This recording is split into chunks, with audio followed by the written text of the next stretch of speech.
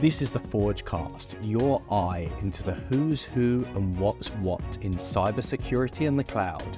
Each episode, we bring you fresh perspectives, personal stories, insights, and advice from leaders, innovators, and change makers forging a stronger future. Hello and welcome. My name is Alberto Yépez, and I'm going to be your host this afternoon. And I'm honored to have both Cyndi and Ron Gula as our main feature for the podcast, for the Forgecast. So where do I begin? This is a power couple in cybersecurity. They've done it all. They have started companies and successfully scaled them and found exits. They are currently investing in startups and funds.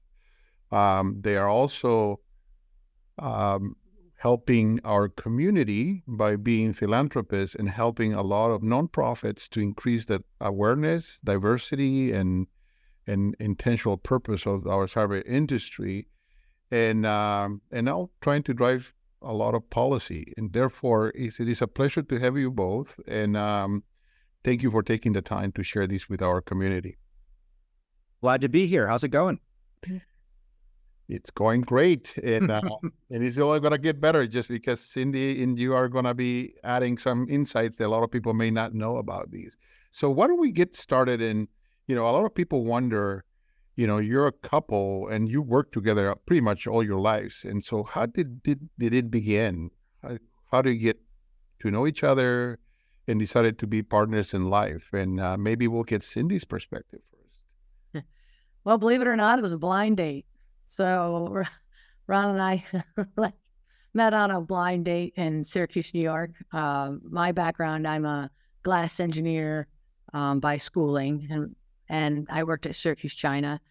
And my now sister-in-law and I were friends, and she set us up on a blind date because we were both engineers and we both like Star Trek. So thank goodness for Trek. Absolutely. Live long and prosper. Right. Exactly. That's great. And Ron, what was your point of view? Well, my view is I wanted to impress her. So, I had to tell her where I worked, which was the National Security Agency. And she said, well, I actually said, where do you work? And he said, oh, I could tell you, but I'd have to kill you. That's the real story. And so from that standpoint, then it got to the NSA, and then it got to no such agency. And then when he finally said the National Security Agency, I said, and what is that? I had no idea. There was not, in Syracuse, there wasn't a lot of understanding outside of the commercial arena. So it took a little while. And then I got homework. So he said, well, if you want to know what I do, read The Cuckoo's Egg. And so couldn't tell me what he was doing, got homework. It's a really good thing. He's funny. Yeah. And it was funny because, that book, the whole Cliff Stoll Cuckoo's Egg, I read that when I was in the before I got to the National Security Agency, but the people from the National Security Agency in that book, I sought out and I asked to go work there as my last tour in the Air Force. So I guess we could thank Star Trek and Cliff Stoll for our marriage. Nice. And I guess by being there, a lot of the uses and creative uses and innovation got started, and that's what it led to you guys being entrepreneurs, because you got such a wonderful infrastructure, and some people never leave the NSA because it's such an environment where you do a lot of good for our nation. But how did the whole entrepreneurship started? Well, it's funny, the NSA and a lot of the intelligence community in the DoD, they're very entrepreneurial, right? They have these amazing programs that they birth and put into process and, support our warfighters and defend the country. But, it's not like they teach you how to do venture capital or how to market your products and that sort of thing. But one thing the NSA taught me was I understood technology and bureaucracy and how hackers worked and vulnerabilities work. So I ended up in the private sector after serving in the Air Force. I was at this company called US Internetworking, and I was using a product called ISS Real Secure. ISS in many ways was kind of like the first Tenable and the first source fire and stuff like that. But I had an idea And I came home one day and I said, Cyndi, I got this idea to do a network intrusion detection system. Can you help run the company? I eventually ended up working for her. Yeah, I said, well, you know what? After going through engineering school and passing all of that, I saw all the business people, and they seemed to be having a really good time at school and not necessarily hard classes. So I figured it couldn't be that hard. So we got an accountant, got a lawyer, and started our first company. And that was in 1997. And we had that acquired in 18 months, and without raising any venture capital, and without knowing anything about bankers, venture capital, product life cycles, anything like that. It was very much customer focused, customer led growth, and it was a really fun time. And we had 6 employees, and we got bought by Enterasys Networks, which was the hardware company, and we were a software company. So we learned a lot with square peg, round hole, that they didn't understand software, and we learned a lot of hardware and how to sell it. And so it really did help us understand the broader market and the difficulties that our customers had buying products. Interesting, because we always talk to entrepreneurs in saying you always should start a company or invest with the exit in mind. And probably in your case, because you bootstrap your company, you were doing this for the right reasons. I guess the inbound probably was something you were not planning. Is that correct? And it was really interesting. So, coming out, not having a reputation, just having the product to kind of stand by. When you went to a conference, they would actually put our product next to like the Cisco product and the ISS product and other products that were out there. And we would constantly, get lines at the booth, and we kind of got a little bit of a reputation for that. So shortly after that was the MSSPs. So for example, the guy who runs Tenable now, Amit Uran, he ran and founded RipTech, and Dragon, which was our network IS product, was the main sensor that they were using. And that added a lot of legitimacy. So that, we've been kind of aware and working with the MSSP market since the late 90s, which is just crazy. Interesting. And then, so how long do you spend in the acquired company, and what roles do you play? So I think my official title was, I was the Vice President of Intrusion Detection Engineering, which I thought was neat, and nobody else knew what that was. But I ended up serving 2 years on a 3-year earnout, and, left to start Tenable. I think I always give myself the title of special projects or director of special projects when I want to exit a company. So I think I was director of special projects, and I do believe our first son was born, and actually our second son was born. And at that time, that's when I left Enterasys. But then when he left to start another company, and we started talking about that and what it was, and ultimately became Tenable, again, we started it together. And, one thing I'll just add before we talk about Tenable is, when you have that exit in mind, I like to tell, the entrepreneurs, it's more than the money. It's a lot more than the money. We learned so much going to Enterasys, right? We learned about facilities. We moved to an amazing office. We learned about 2-tiered channel distribution. We learned about international support teams, like the Ireland team. We were working with an Irish support team in the early 2000s. Like that just put us way ahead as far as like a learning curve of how to run companies. And I think the list goes on and on. So there's much more than, I think, the number one thing, I think about half of the company of Dragon, they're still involved with us today, either at Gula Tech Adventures or working with a portfolio company of ours. So, lifelong friends, and that's what I think every entrepreneur should be looking out for. It's interesting because, like, if I do the math correctly, you started Tenable around 2000, right? Is that 2002?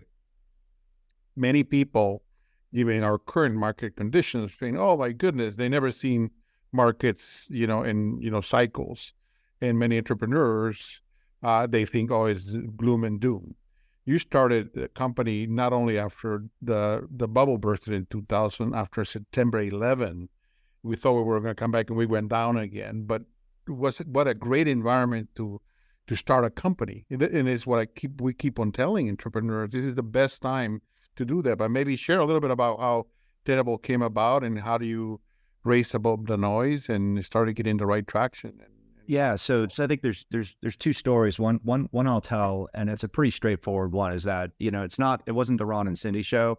We had a lot of great people, and the main co-founder, the original or first one was Jack Huppert, right? So Jack was on the M&A team of Enterasys. So as I spent my 2 years at Enterasys, I developed a relationship with Jack. He got married to a woman in Washington, D.C., was moving down there. I think one day either he said or I said, wouldn't it be great if we started a company together? What kind of company will we start? And I said, well, the whole time we were sniffing packets with Dragon, we were basically seeing ways that the hackers broke in. Wouldn't it be nice to help people kind of be a bit more proactive? But I'm going to set Cyndi up here. When we started that company, Jack and I spent a good bit of time going out fundraising, and we were not successful. And so Cyndi very, very early basically ran the company with profitability in mind. Every penny had to count.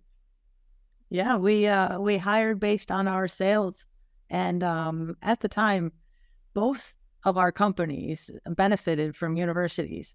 Our first company, Network Security Wizards, the first customer was Harvard, and so Harvard University was extremely exploratory, and they were very good at taking small company startups and integrating them and utilizing them.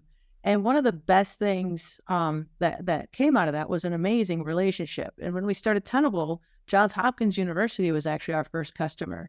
And so, again, it really allowed us to grow and create the product with a customer side by side, saying, it would be really nice if you did this. Oh, we could put that in there. It'd be really nice. You could do this. So they started to become QA in certain ways, but also a really good partner, so that we're producing what the customer wanted and not just in theory what we thought that the customer wanted. And it really does so much for a startup to have that relationship. And then they become really good advocates of yours, and then they tell two friends, and then they tell two friends. And so in the beginning, it really was the reputation that we had built with Dragon, the intrusion detection system, and then on top of that, the collaboration that we have and listening to the customers and just allowing them to be part of our journey too. Key points you just said, that customer-driven innovation, because a lot of times entrepreneurs have a great idea and try to build something that they think the customer wants. And in my own experience as well, for me, and also the way we work with many of our portfolio companies, is working with key customers that become design partners. And they can tolerate the product not being complete and have bugs, and eventually help you achieve the right fit. And then that's how you can, besides being an advocate, they become reference accounts. Interesting, in my first company, Brigham Young University was my first customer. And I remember, I think it was like a $65,000 check that I still to this day have it in a mark. And I is like, this was and we bootstrap our company. We have a lot of parallels in our careers, because I started my company with my wife as well. And then anyway, Brigham Young was our core customer, and then super sophisticated, and they really brought in a lot of credibility to do that. So that was one key thing, customer-driven innovation. Universities is a great partner to work together. But then as you evolve, tell us a little bit about the inflection points that you had and the eventual outcome that you guys had. So I've got a couple. I'm sure Cyndi has a couple. One, we raised a lot of money.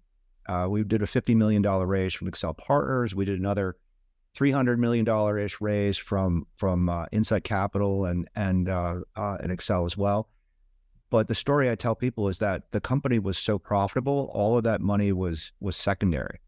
And when I talk to founders, I say, look, if you run a really good company and you're nailing your product growth and you're nailing your customers' needs, you're probably going to be making money. And, the question is then if you're going to go public someday, you can't go public owning 100% of the company, right? So you got to do that. But we really enjoyed that because we were able to bring all the employees into a room, have a meeting, tell them that we raised $50 million in secondary.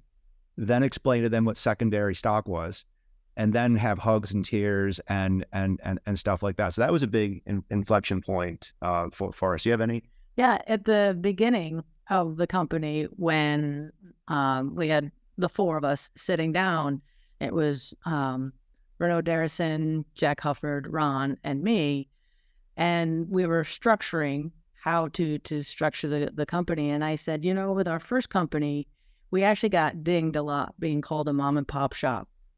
Because I owned the majority and Ron owned it, and we were married, and it did created some barriers that I didn't think that needed to exist. And so I said, you know what, I don't have to be listed as a founder, and but I will do all the business stuff and be right there. So that's how, and we started Tenable at that point. It was a little funny because Renaud was still in Paris. So I was actually employee number 3. So working through with getting him across the pond. There was another really big inflection point that is going to be dated now for Tenable, is that, we owned the Nessus open source vulnerability scanner. So Rev Darrison was the author of that. And I say owned on purpose because it became a responsibility.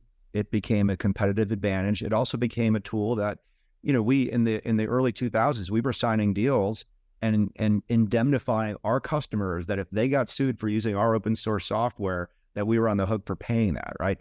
So we eventually closed sourced Nessus, which again is a dated concept kind of now. But I always tell people this story because I felt every company that we've dealt with, there's some sort of religious barrier, some sort of third rail that they don't want to touch, something that they don't want to do, that if they did, it could go somewhere else. Like Tenable today, very committed to auditing and not fixing things, right? They don't remediate, they don't patch, they don't do that, but they do. They really focus on discovery. And there's a lot of purity in that. But I see a lot of companies try to do too much or not take that second step that could get them to the next level. Yeah, another key learning there is open source projects are a great way to drive community, get adoption, but eventually understand the potential liability you're signing up for. In the concept of owning is you have to have the authors and contributors in your team, and you have to have the difference between what is the enterprise or commercial product versus that. But eventually, in your case, it was interesting. Maybe it's a separate podcast or podcast topic, because how do you bring those liabilities, and close them in that sense? And there's many cybersecurity companies that they were created within open source projects and have been very successful in adoption. Well, just for 2023, just replace the word open source with artificial intelligence, and we're right back where we were. Yeah, no kidding. Yeah. Let's move on. So now you exited. You decided to define a new chapter for the two of you, and I would imagine that's how Gula Tech Adventures started, right? Maybe share a little bit of your thinking, because you could have gone and run the next company, because now you've done 2. The third one should be easier, right? So Cindy's been on a roll naming things. So why don't you tell about that? Well, we had done some investing prior to formalizing anything. And we realized that we really do like that small company growth, helping people to avoid some of the mistakes that we made or that we could see. And it really started to resonate with us, and that we wanted to help the startup community in cyber. And we looked at a lot of things, some Mach 37 incubators, that type of thing.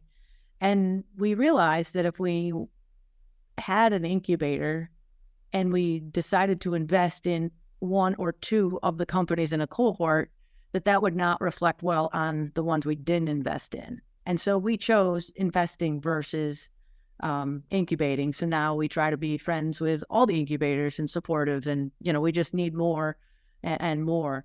And so when we decided that, we knew we were going to be in venture capital, but we're like, it's going to be more than that. It just inherently is. So when we said Gula Tech, and we're like coming over the last word, we're like, well, what about Gula Tech Adventures? Because we knew it was going to be an adventure. We knew there was other things other than just the startup community that we wanted to be in. the community itself. We wanted to be part of the ecosystem, and then, what we could do outside of that to help the community and to help the policymakers get more involved in the industry. The Gula Tech on numbers in terms of companies you invested in, or just ballpark you involved? Oh, total. I think we've done about 45 investments over the past 5 years. That doesn't count. We did some fund to funds, like we're happy to be LPs with Forgepoint. It gives us more perspective, especially coming out of Tenable, not knowing everything that we knew before we sent on the adventure here. But we also had a lot of exits, and we've had a lot of exits in 21 and 20, and they are listed on the webpage. And there's a personal story for every one of those exits. Was it the founders? It was time for them to sell. Was it a good return? Was it making are they on their way to IPO? Companies like Huntress, just killing it, defending almost 3 million endpoints in small business. So and that's one we're doing in cooperation with Forgepoint, JMI, and Sapphire now. So it's an adventure. Yeah. And then you take it upon yourselves to educate the community by saying, this is what you had to have in a pitch. You're providing, VC 101, or how do you think about building your company, but you wanted to take it to the next scale. And I think a little bit comes with what you try to do now with the Gula Tech Foundation, because you wanted to you had a lot of objectives. Maybe you can... It's interesting.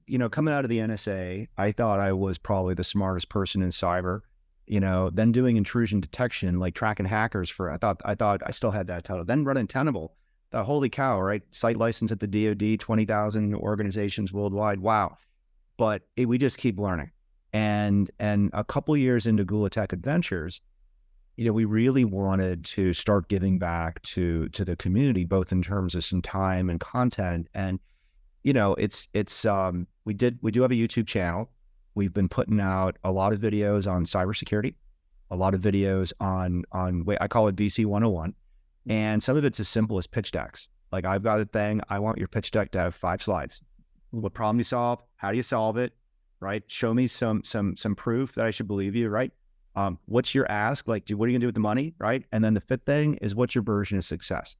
And I'll go through somebody's pitch deck and not hear that. And I've heard people use this in the Pentagon. I've heard people, there's people, how to pitch. There's a lot of stories on that are similar, but I call it the 5-slide pitch deck. But at the same time, when we start talking about public policy, we start talking about the philanthropy with the foundations we'll talk about in a minute, we've got a really interesting view when it comes to how do you get more people in the workforce? What's the role of government defending the country? How do you know you're done with cyber if you're a CISO, if you spent enough money? So we're trying to put out, these short 5 to 10 minute videos where it's a bit of a talking head, but they're quick and they're easy to watch, and there's always a good takeaway from them. And they've been pretty popular, and they're over on our Gula Tech YouTube channel, Gula Tech Adventures at YouTube. So thanks for asking about that. Mm-hmm.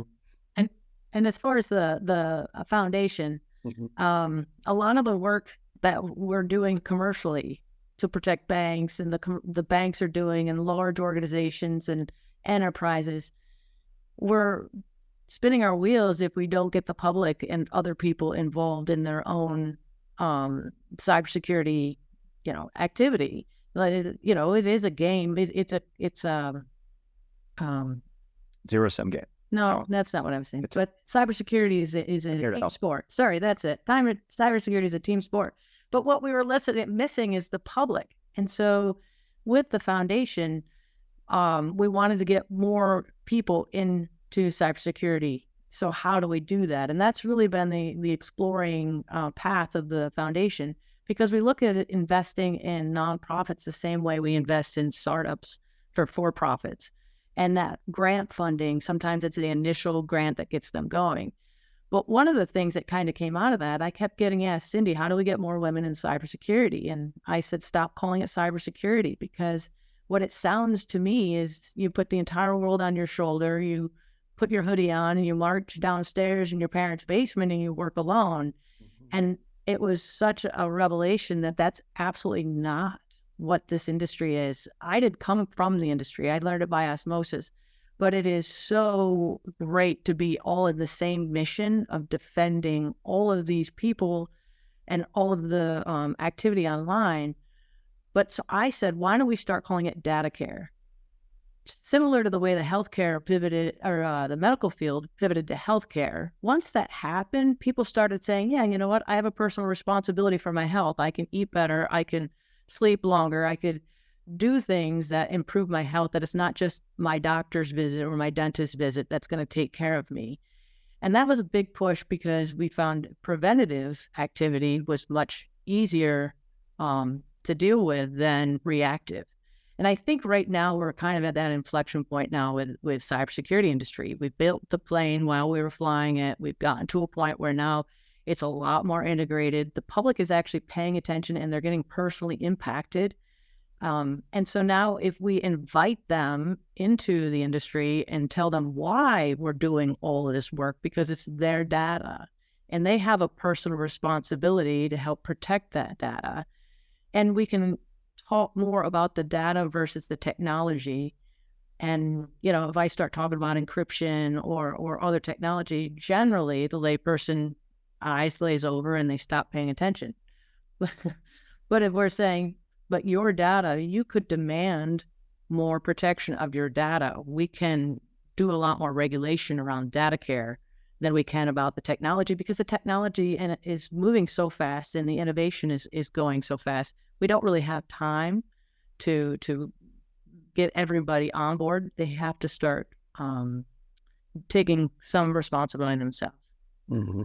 Yeah, I think that's a very key concept, and I know Jen Easterly and Newberger love the concept because they say this is not just a technical field. There's analysts, there are program managers, there are operations managers. It's everybody's responsibility, and you know, I've seen that term being used more and more. So great coining the right term. So, but tell me a bit more about the foundation. I know you're about to award, and so how does it work?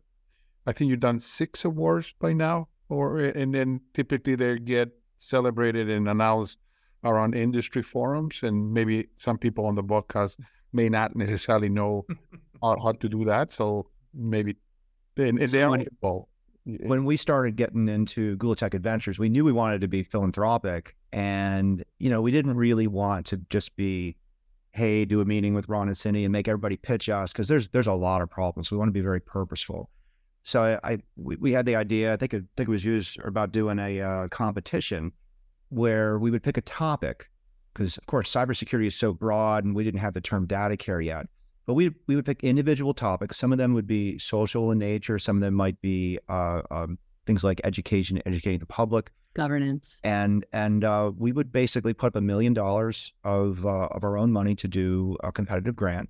That $1 million would be distributed across the winners. And in order to help us pick the winners, we enlisted about 25 people 30 on the grant committee, including Alberto. Thank you very much for that. And we have a real process. We do a little bit of vetting. We just make sure everybody's a nonprofit. You know, you'd be surprised how many times we get people who, it's coming next week, you know, that kind of thing. And it is what it is. But our foundation is set up to work with U.S.-based nonprofits. And the grant committee does pick the winners. And we try to do a little bit more than just, you know, give them the money. But what we found is that the winners have gone on to get more engagement from the government, maybe grants from DHS, maybe jobs at DHS. Kirsten Todd used to be on our grant committee, and then she was chief of staff for Jen Easterly for a while. And it's been great. What do you think about some of the winners? Yeah, the topics have been really enlightening for everybody, I think. And that was one of the things when you're thinking about, well, I'd like to be philanthropic. Well, we didn't know what we didn't know. We didn't know what was out there. We didn't know who was doing the work, and what ideas people had. So it's been a lot of fun to learn about all over the country what different people are doing. Like one of the winners has a card game for K through 12, so K through 2, 3 through 5, and then older. And it's like Magic the Gathering, and like, oh, here's my server. Well, I'm going to play my firewall card to protect the server. And so it's a really great way to introduce this, the ideas, the network, the technology in a very fun and understanding way. Again, inviting people into the industry in a way that they are more welcome than thou shalt, you should, regulation, cybersecurity warrior kind of mentality. So we've had a lot of fun just with interacting and seeing the success of our foundation winners. We're recording this in August of 23. We're going to be announcing the winners of our most current grant in October of 23, which is Cybersecurity Awareness Month. Clearly, we're behind schedule because it'll be Data Care Awareness Month. But the focus is the National Cybersecurity Strategy. There's 5 pillars in that. We're focusing on pillars 1 and 2, nonprofits that help to protect the critical infrastructure and disrupt and foreign threat actors, ransomware groups, that sort of thing. So we've got a lot of great candidates. Alberto will be putting a voting package in front of you very shortly. Yep. Thank you. Yeah, no, what a great multiplier effect, because you're not just, you can be philanthropic and give to an individual or a team, but you're saying, let's look at organizations that their core mission and objective in life is to create that, and they need to have that multiplier effect. You're inspiring many of us to follow through, and I can see this becoming a much bigger movement to make sure you increase the diversity. I know you did it for African Americans and neurodiverse, and there's been topics that sometimes we don't even talk about, or we talked about, we don't do anything about it. And it's great to find organizations that their whole purpose and mission in life is to help the community. Anybody who's watching, if they want to go to Gula, GULA.tech, TECH/foundation, we list sort of the grant award ceremonies to every grant that we've done. Some of them were Zoom during COVID. Some of them were at the RSA conference. And we really appreciate our partnership with RSA letting us able to do it there. But we list all the winners, and we have links to them, and they've all gone on to continue to do great things. And they're looking for volunteers. Yes. Exactly. And then sometimes, like at Forgepoint, we have our own objectives, and we are very active in ESG and that social and governance component. We also look for groups to get engaged and involved and to have an impact. So I encourage everyone listening to the podcast to get engaged in that way. I guess reflecting back, you've been involved in high impact organizations that have key ingredients for success, and you have worked together. You reflect upon what is your secret, and what do you can share with people on what makes high impact organizations succeed, and what are the key elements that you think everybody should really focus on? Well, from my standpoint, I was always building the foundation. And so respect is so important to me. So I always respected not only servicing the customer and enabling the customer to do that, I always enable the employees in order to do their jobs. So I just really want people to know what the expectation is and deliver on that expectation as best possible so that they can achieve their goals. Again, whether they're the customer or an employee, somebody that works with us. And so that made it a lot easier for the two of us to work together because, again, having an engineering background and knowing I didn't want to code, I could spend my time on HR, legal, sales operations, all the fundamental pieces of the business. And that's really important as well. Sometimes we see founders that are so hands on the keyboard and so entrenched in the product itself that they don't understand that the business is not the product, that the business is the people that you've luckily been able to convince to come work with you and to take care of them and then deliver that product and supporting the customer's need. And that it's the customer's needs more than yours when it comes to features and solutions. Husband and wife team, we're both engineers. It's more about having the correct solution than trying to have the right solution. So being right's not necessarily always the goal. It's like, okay, let's figure out what really works here. Of course, communication, I definitely agree with that. That's very, very important. But none of that works without cigars and a little bit of bourbon. So yeah, or wine. And I think we've had a good bit of that. And then on the communication thing, more than once, we have gotten into a meeting where someone was talking to Cyndi or talking to me. And well, I told Cyndi yesterday, and I'd be like, not Cyndi, actually Cyndi does, I'm not Ron, And so yes, I think there's a lot of assumptions that when we go home, when we were at least at Tenable, Network Security Wizards, that somehow we would continue work. And even at Gula Tech Adventures, it's once it's kind of family time or dinner time, it's probably not time to talk about the latest round or the latest crisis or opportunity with one of the companies. Yeah, I would say that your bourbon and cigar gatherings are legendary, and I've been blessed to be partaking in many of those, and I highly recommend them. And to your point, you say always take the time to smoke a good cigar, and just the conversation ensues. Some people like to play golf. You could play golf with cigars, but not sure how to do that. But I can see the method to the madness. And so I guess the last question to bring these to a close is, so what is next? I know you've been writing this book and all these chapters. Is there a next chapter that you guys have in mind, or? Well, it was funny because you introduced us and said we've done it all, and I was going to say, well, no, actually, we haven't done it all, and that's the fun of it. And really, again, doing this with my spouse is great because we get to enjoy the idea together.